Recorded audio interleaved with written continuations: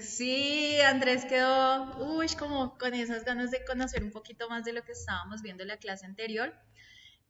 Nosotros empezamos a hablar sobre lo que es la politología, estábamos viendo parte pues, de las diferentes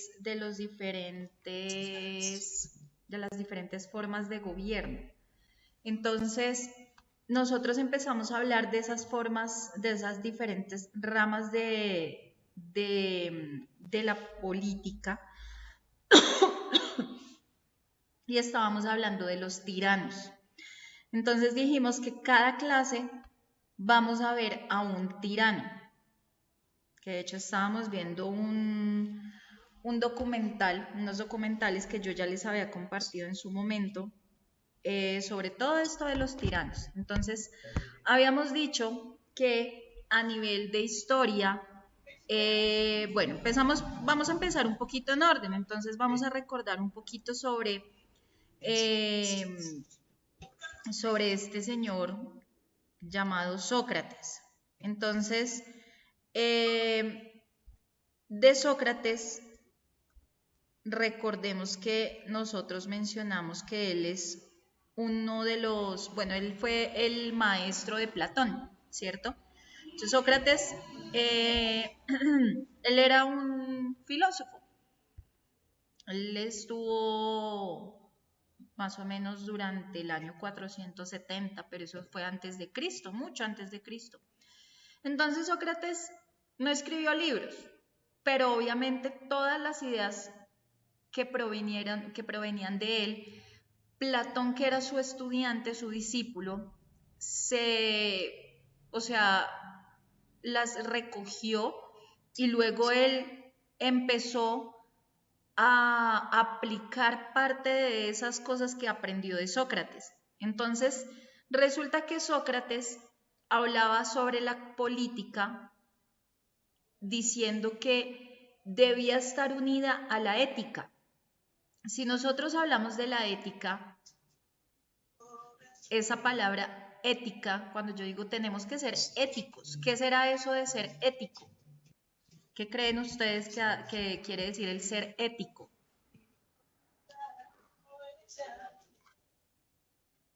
Andrés me escribe, Luisito, ¿qué será ser ético? Marisol, ¿qué será eso de ser ético? Bueno, pues de lo que yo he aprendido, profe, que es la ética, pues siempre se habla de que la ética profesional no. Entonces es como de uno profesionalmente hacer su trabajo honestamente y no transparentemente y no ser mediocre. Ok, Algo así es lo que yo he aprendido.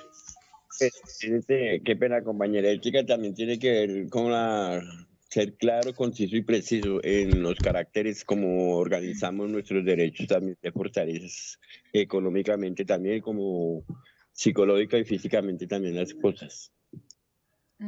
Sí, también, sí, tienes Andrés razón. dice algo con el criterio. Tiene que ver algo con el criterio, hacer las cosas bien en un ambiente normal. Listo, eso es lo que nos dice Andrés. Entonces, resulta que la ética hace parte de las ramas de la filosofía, ¿cierto? Entonces, recordemos que cuando estuvimos viendo filosofía dijimos que la filosofía es lo que nosotros llamamos o viene del amor a la sabiduría. Me voy a poner acá la cámara porque para que me vean que estamos acá hablando. Entonces, la filosofía viene del amor a la sabiduría, ¿cierto? Del filos y sofía, amor a la sabiduría. Entonces, una de las, una de las ramas de la filosofía es la ética. Entonces, resulta que la ética estudia lo que es la moral. Cuando hablamos de moral, hacemos referencia a lo que está bien y a lo que está mal en la conducta humana, ¿sí? Entonces, por ejemplo, cuando hacemos referencia a la ética, hay tres preguntas clave. Uno, ¿qué debemos hacer? Otra, ¿qué es una vida buena? Y otra, ¿cómo distingo lo justo de lo injusto? Entonces vamos a discutir la primera. Quiero que piensen en esta pregunta. ¿Qué es lo que se debe hacer en esta vida? Si hablamos de lo que está bien y lo que está mal. ¿Qué debemos hacer? ¿Quién me responde? Andrés me va escribiendo.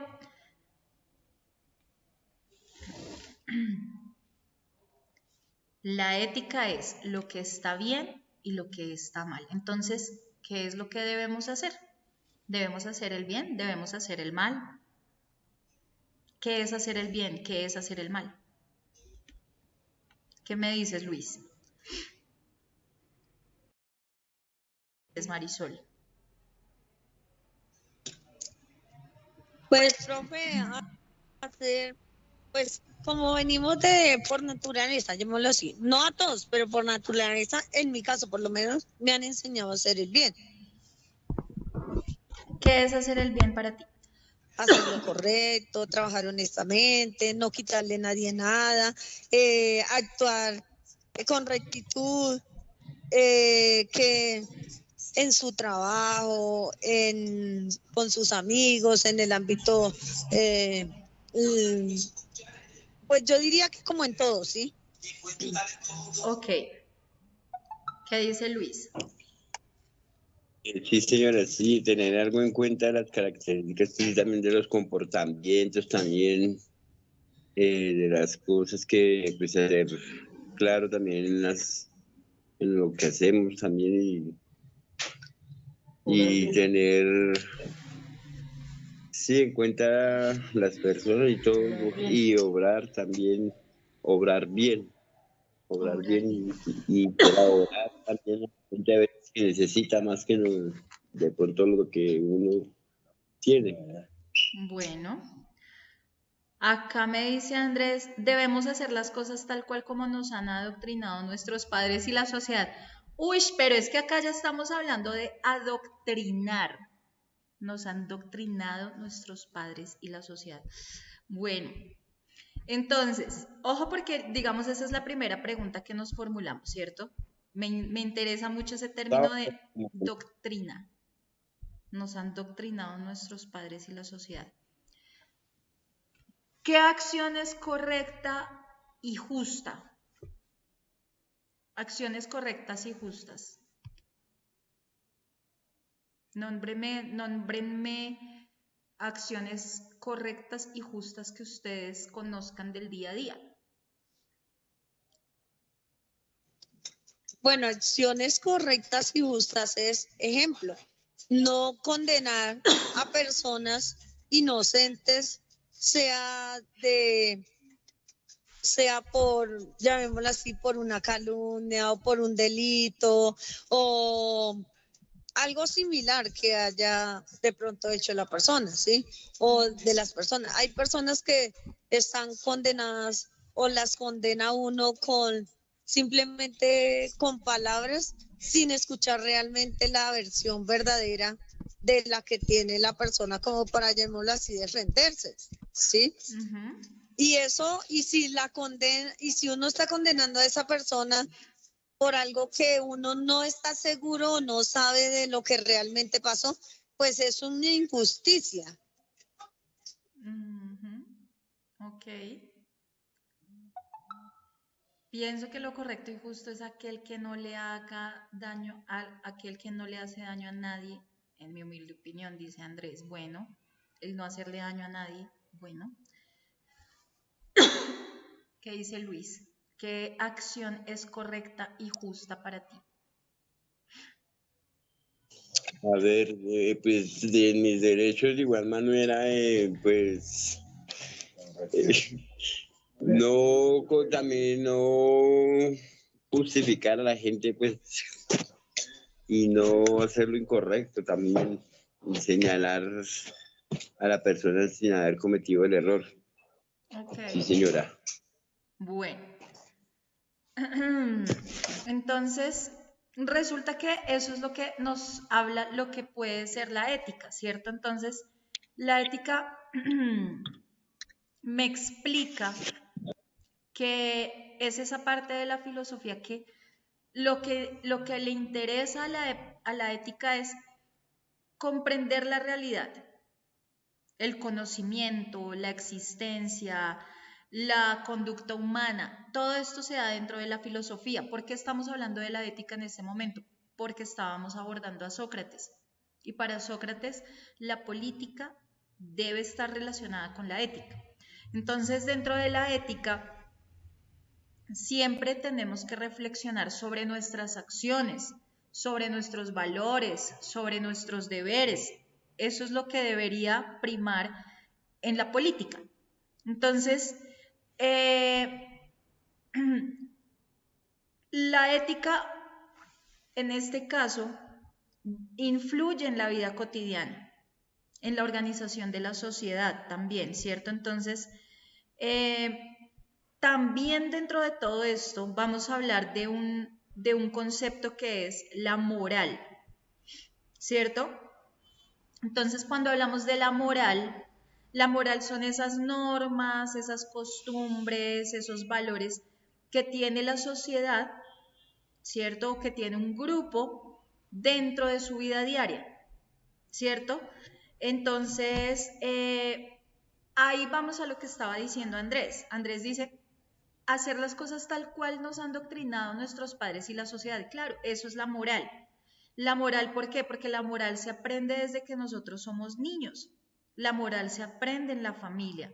La moral también se aprende en la escuela. La moral también se aprende en la religión. La moral también se aprende en la cultura. Entonces, dependiendo obviamente el lugar, la época, la comunidad donde yo esté, obviamente esos grados de moralidad van a cambiar. Porque, por ejemplo, moral puede ser, en una cultura la moral puede ser saludar con la mano, ¿cierto? Es una norma de moral, pero en otro lado no es con la mano, es con un abrazo, ¿cierto?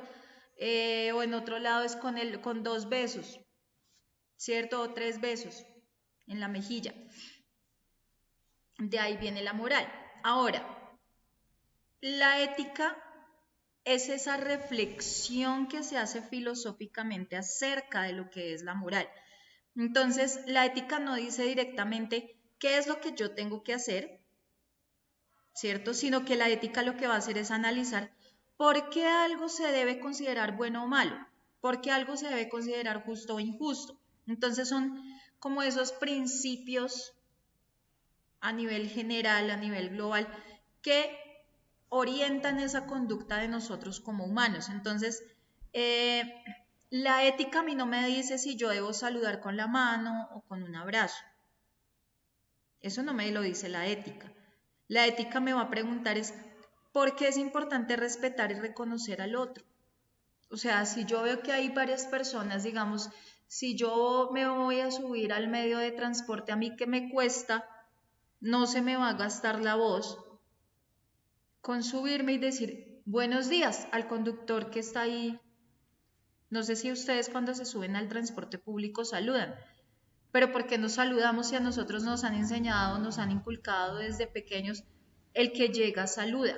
Entonces, si yo estoy entrando a un medio de transporte, si yo me voy a subir, me están abriendo la puerta, pues lo más ideal es decir buenos días, que muchas veces el conductor del bus no le devuelve el saludo a uno, porque uno se queda con el saludo y dice, bueno, qué carajo, pero al menos se saluda, ¿cierto? No sé si les ha Pues ahí pasado. ya se le baja a uno la moral. Ya es como la energía no es igual a la que, como su merced dice, con moral, como la Exacto. profesora dice. Pero miren, ahí, yo tengo por ahí un emoticón, un sticker en el celular que dice, qué bonito saludar y ser saludado. Y es así. Qué bonito saludar y que también a uno lo saluden. Pero pues si la otra persona no quiere responder, no sé cómo será su moral, no sé cómo será su ética, si a usted le enseñaron o no. Bueno, pues no sé. Para cada quien, las cosas, para unas personas las cosas son bien, para otras personas no. Pues para uno que se acostumbró a que saluda a todo el mundo, pues como que dice, bueno, pero pues la decencia no va a pelear con la gente, ¿cierto? Pero digamos, En este caso, cuando hablamos de la diferencia entre lo que es la moral, o bueno, la relación que hay entre la moral y la ética, entonces la moral es más práctica y más concreta, porque es que la moral son esas reglas que nosotros tenemos que seguir. ¿Por qué estamos hablando de moral y por qué estamos hablando de ética? Porque estamos hablando de politología, política. Y la ética. ¿Tiene que haber La un ética derecho es, también, profesora?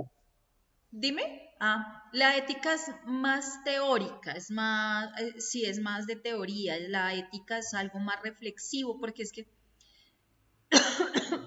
la ética va a estudiar las reglas y las va a cuestionar. Entonces, eh, en resumidas cuentas, la moral es eso que hacemos y que nosotros valoramos en la vida cotidiana, mientras que la ética va a ser ese estudio filosófico de todos esos valores y de todas esas acciones para saber si eso está bien o está mal. ¿Listo? Entonces, vamos a seguir hablando por acá, entonces, de Sócrates. Estábamos diciendo o estábamos recordando un poquito sobre Sócrates, lo que él nos decía, y es que la política debe estar muy relacionada con la ética. Acabamos de ver el por qué hablamos de la ética, ¿cierto? Entonces, no se puede gobernar, él dice, no se puede gobernar sin ser justo y sin ser sabio. O sea, para yo poder gobernar tengo que ser un ser justo. No es hacer lo que a mí me parece, ni porque tal persona me cayó bien. No, hay que ser justo, hay que ser sabio. No es que yo creo que así son las cosas y punto. No, hay que ser sabio. Tengo que tener un nivel de conocimiento. Entonces, para Sócrates, los gobernantes debían actuar siempre en búsqueda del bien de la gente, buscar el bien de la comunidad, ¿cierto? Más no pensar en sus intereses propios, ¿cierto? Que ahorita, pues infortunadamente, ya ahorita vamos a ver un poco de historia de por qué desde hace mucho tiempo eso viene pasando. Cada quien busca sus propios intereses, están pendientes de sus intereses. Entonces, ahí es donde hablamos del concepto de la virtud, ¿cierto? Entonces debe ser una persona sabia, debe ser una persona virtuosa, que por ende ellos decían que los gobernantes debían ser los filósofos. Entonces, si alguien llegaba al poder, pero no tenía la suficiente capacitación o el suficiente conocimiento, pues él criticaba que llegara de esa manera porque era algo de solo ambición. O sea, el interés de estar dentro de la política ya iba a ser algo solamente por ambición. Entonces, la justicia para Sócrates, la justicia es la base de la vida política. La justicia, es decir, otra vez retomamos lo de la ética y lo de la moral, ¿cierto? Si no hay justicia, no hay orden, no hay convivencia, y eso pasa en todo lado. El obedecer las leyes. Pueden haber leyes injustas, ¿cierto?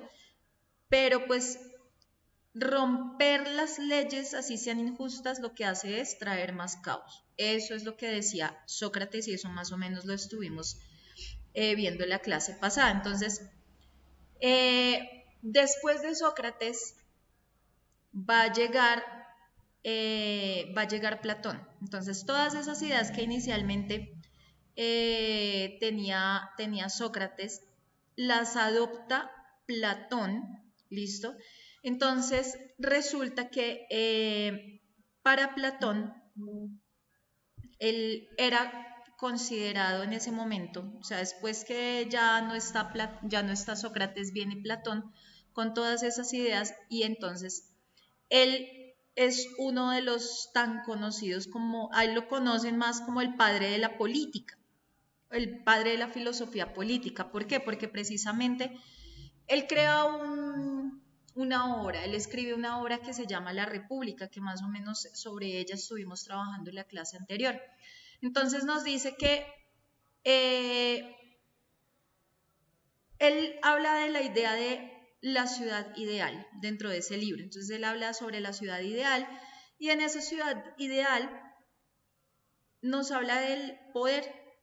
Y entonces resulta que el poder está en manos de los más sabios, que son los filósofos reyes. Antes de continuar, resulta que Platón nos habla mucho sobre el mundo de las ideas, ¿sí? Entonces, cuando hablamos del mundo de las ideas, nos tenemos que ir a la historia de la historia de la caverna. Vamos a ver un poco, vamos a ver un videito. Yo sé que esta ya la habíamos visto, pero quiero que la recuerden porque después de eso vamos a continuar hablando sobre esta cuestión de la política para poder ir a ver el capítulo del documental que estamos trabajando. Entonces, sí, profe, tienes razón, dice Andrés. Gracias al proceso doy gracias por lo que soy y lo que seré, sí. Y miren lo que dice, ¿no? O sea, cada vez que alguien ha vivido una experiencia, se vuelve sabedor, conocedor, y por ende va a querer, a partir de la experiencia, dar de esa luz a los demás. Y eso pasa. Digamos, cuando uno es chino, los papás son los que ya han vivido y los papás son los que saben. Y pues el papá siempre le dice a uno, mire que no haga esto porque tal cosa. Mire que de pronto le pasa esto. Ojo, que mire, pero como uno es tan terco, uno la hace porque uno cree que tiene la razón. Entonces, hay una dualidad, ¿no? Una es, ¿por qué carajos no aprendo a escuchar? Pero la otra es, ¿por qué carajos no dejas que el otro viva? ¿Cierto? Entonces, están esas dos cosas. Entonces, si yo dejo al otro vivir, sabiendo lo que puede pasar, estoy siendo egoísta y no estoy dando de mi luz. Pero si el otro no quiere escuchar, yo le quiero aportar de esa luz, pero si el otro no quiere escuchar, ya no es culpa mía, ¿cierto? A mí me pasa hartísimo acá. A uno de profesor le toca harto. Felipe, por ejemplo, que está viniendo a hacer servicio social,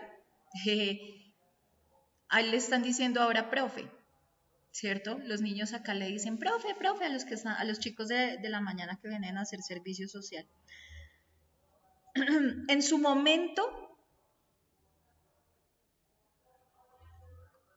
quizás se ve ese servicio social como, ay, qué mamera, porque yo también estuve en 11, porque a mí también me mandaban a los colegios y a mí también me tocaba aguantarme, pero es que a mí sí me mandaban a esos colegios distritales que eran grupos de 40 niños y me acuerdo que lo ponían a uno, tiene que dictar la clase, tiene que hacer no sé qué, y eran 40 chinos para uno solo, que uno no tenía experiencia de profesor ni un carajo. ¿Y cómo cambia la cosa? Porque ahorita ellos están siendo la luz para los niños. Hoy Felipe me pareció muy bonito que me dice, profe, yo les puedo explicar las divisiones como yo me las sé. Obvio, es que tú ya tuviste una experiencia de ahora, a partir de tu experiencia le vas a dar esa luz a los otros que tienes a tu cargo.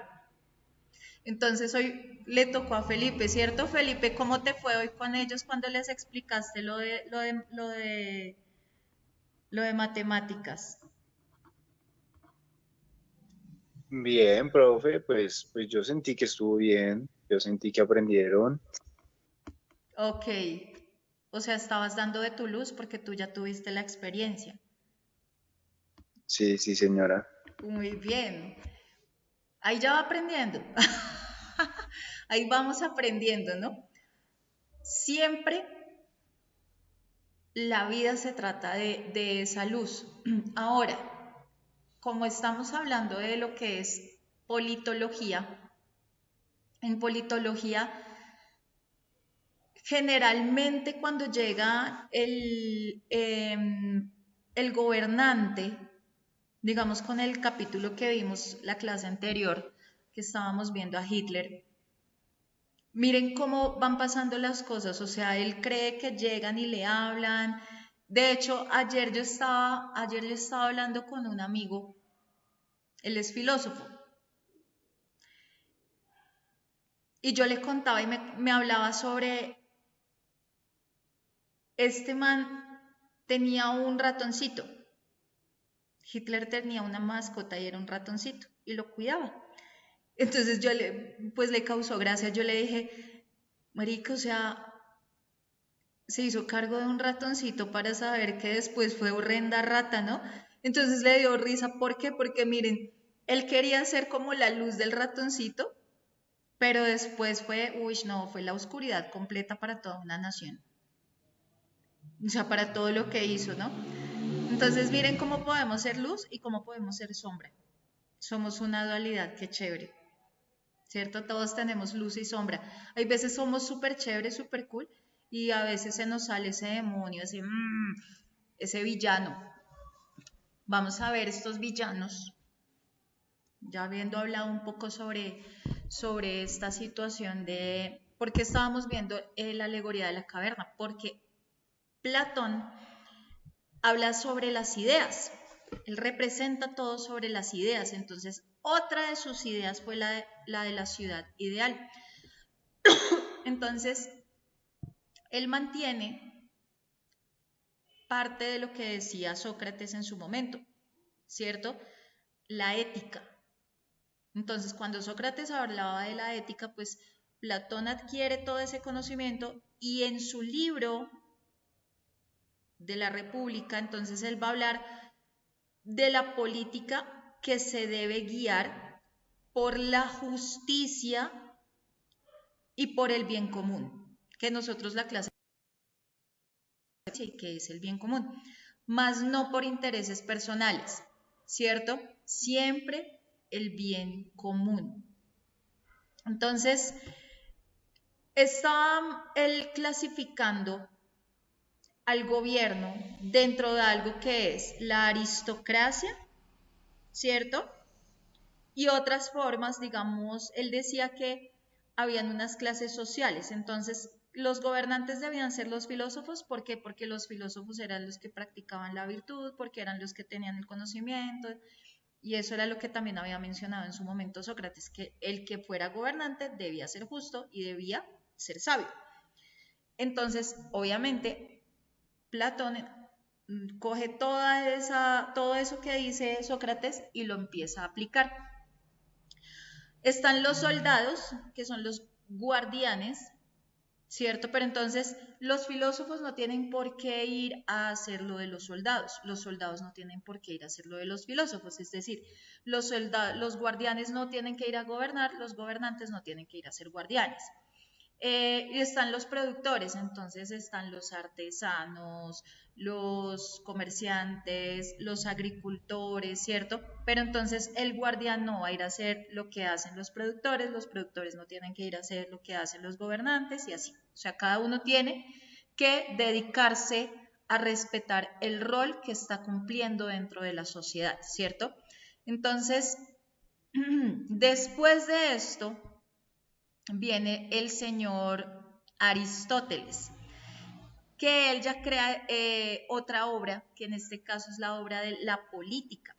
Entonces, dentro de la política, él habla sobre la ciudad-estado, que la ciudad-estado en este caso es ese lugar donde van a vivir las personas, pero lo ideal es alcanzar el bien común. O sea, cuando hablo del bien común es que todos podamos estar bien, ¿cierto? Entonces, ahora sí vamos a lo que ya empezamos a trabajar la clase del lunes.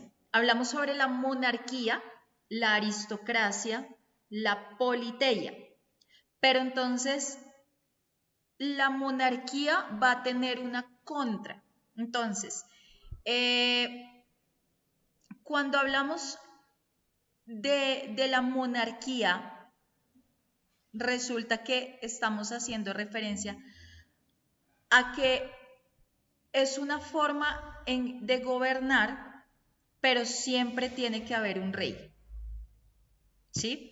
Entonces, en esa monarquía solamente hay un gobernante, ¿listo? Solamente una persona tiene el poder, pero ese rey debe gobernar pensando en la justicia, debe gobernar pensando en hacer que su pueblo prospere, ¿sí?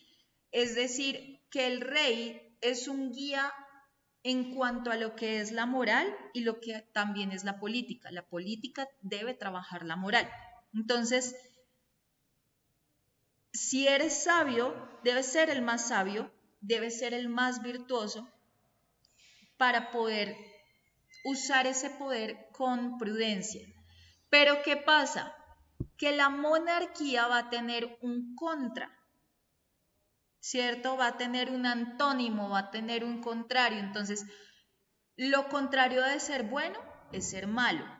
Lo contrario de la monarquía va a ser la tiranía, ¿cierto? Entonces, ya vimos el primer ejemplo de un tirano, ¿cierto? Entonces, ahora sí, yo creo que podemos pasar a ver un poco sobre el segundo tirano de estas historias que hemos estado viendo estos días. Entonces, pónganle mucha atención a nuestro segundo tirano. El primer tirano de esta serie de tiranos que vamos a estar viendo durante las próximas clases, el primero fue Hitler. Vamos a ver a nuestro segundo tirano del día. Que llegó la parte que más le gusta a Andrés.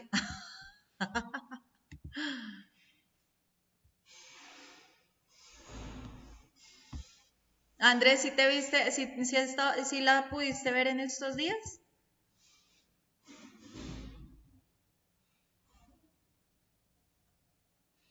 ¿Sí pudiste verte el capítulo en estos días? Ayer te pudiste ver un segundo capítulo. Andrés Blanco, porque ahora sí está Andrés Vera acá. Hola Andrés. Andrés Mauricio, welcome to the jungle. A ver.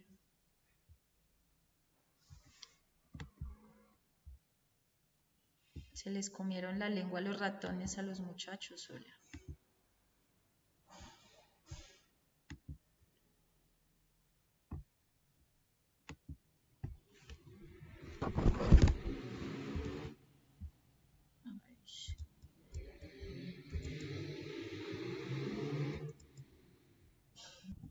Entonces, resulta que este señor Videla, pues entonces, él empieza a favorecer un modelo económico que es lo que se llamaría un modelo económico neoliberal.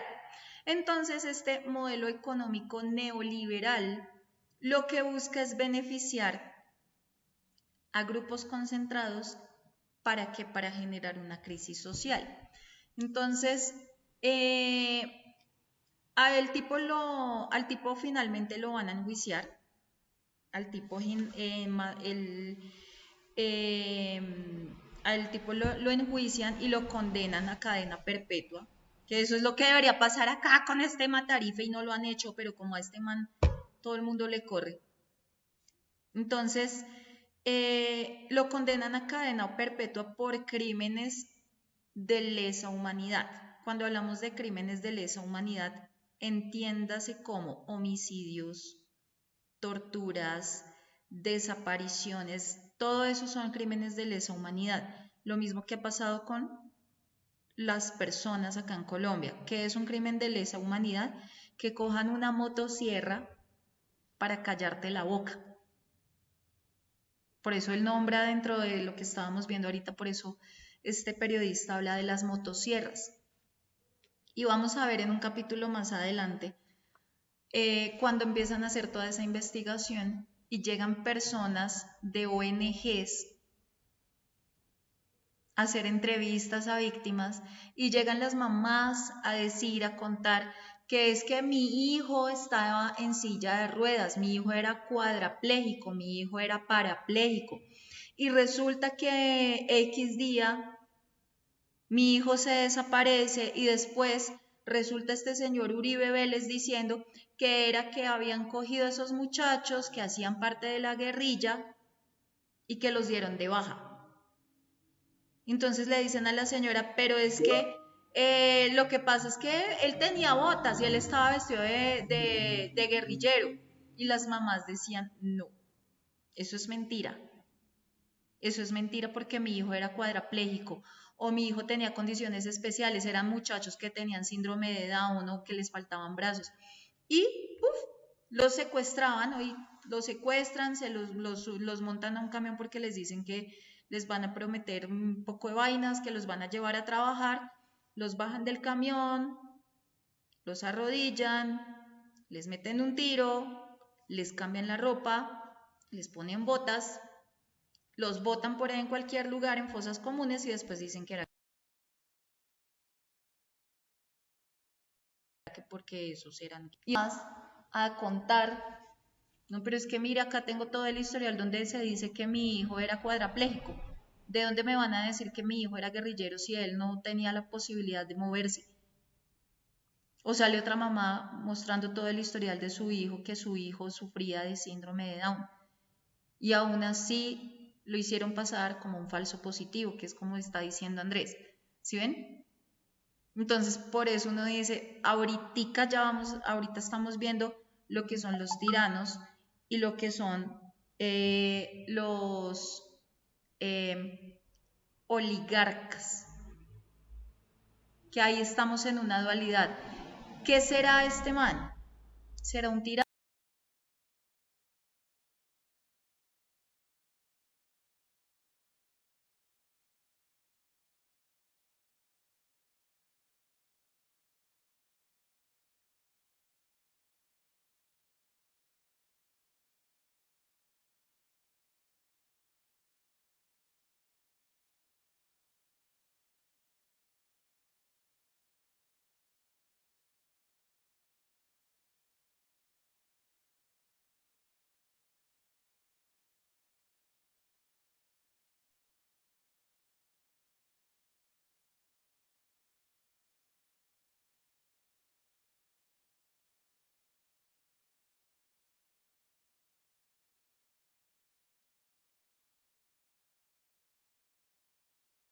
¿O será un oligarca? Puede ser las dos, ¿cierto? Un tirano porque el presidente que generó terrorismo en el Estado, el presidente cuya historia fue la más oscura, digamos, en Argentina. En este caso nosotros tenemos una parte de nuestra historia que ha sido bastante oscura acá en Colombia y todo con este man. O sea, lo mismo que pasó ese día, o sea, lo culpan, le dicen que le van a dar 10 años y a los pocos días le dicen que no, que qué pena, pero que la jueza estaba equivocada y que el señor tiene que quedar libre.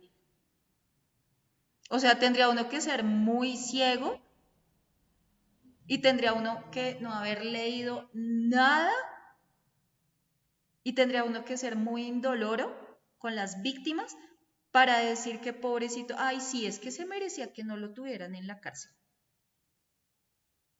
De hecho, yo en algún momento le comenté a Inti Asprilla, porque yo sigo a Inti Asprilla por redes, y cuando él trata de explicar lo que sucede, pues lo que pasa es que están dejando que se venzan los términos para que al man lo dejen totalmente libre. ¿Sí? Entonces, yo le decía, me asqueó una valla publicitaria que yo fui hace como unos 2 meses, tuve que ir al Movistar Arena porque tenía una cuestión allá. Y bajándome del Transmilenio, o sea, uno sube ese puente de la 63, ahí por la 30, y había una valla que hablaba que Uribe, nuestro presidente, Uribe, libre, que se demuestre tu libertad, que se demuestre tu justicia. Bueno, un poco, ya ni me acuerdo, pero yo vi esa vaina y yo dije, tienen mucho huevo.